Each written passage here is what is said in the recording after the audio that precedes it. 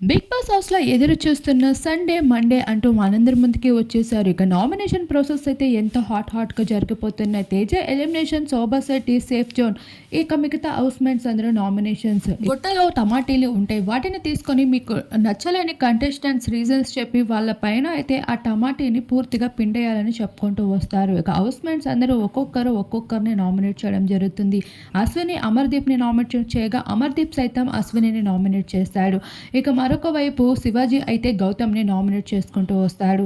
Arjun అంబాటిని Amardeep nominate చేయడం జరుగుతుంది. ఇక పల్లవి ప్రశాంత్ అయితే ఏకంగా రతికాని నామినేట్ చేస్తూ నాకు నీ ఆట పెద్దగా కనిపించడం లేదు. అప్పుడు రతిక ఇప్పుడు కనిపించట్లేదు. నువ్వు ఫుల్‌గా సేఫ్ గేమ్‌గా కనిపిస్తున్నావు అంటూ ఒక్కసారిగా నామినేట్ చేసేసరికి రతికాల అసలైన ఫైర్ అయితే బయటికి తీయాలనుకున్నా. అదే ఇప్పుడు నేను చూస్తున్నా అంటూ ప్రశాంత్ అయితే రతిక వైపు చూస్తూ ఉంటాడు. ఇలా ఈసారి నామినేషన్ అయితే ఊహించని విధంగా ఉల్టా పుల్టాగా పూర్తిగా జరగబోతుంది.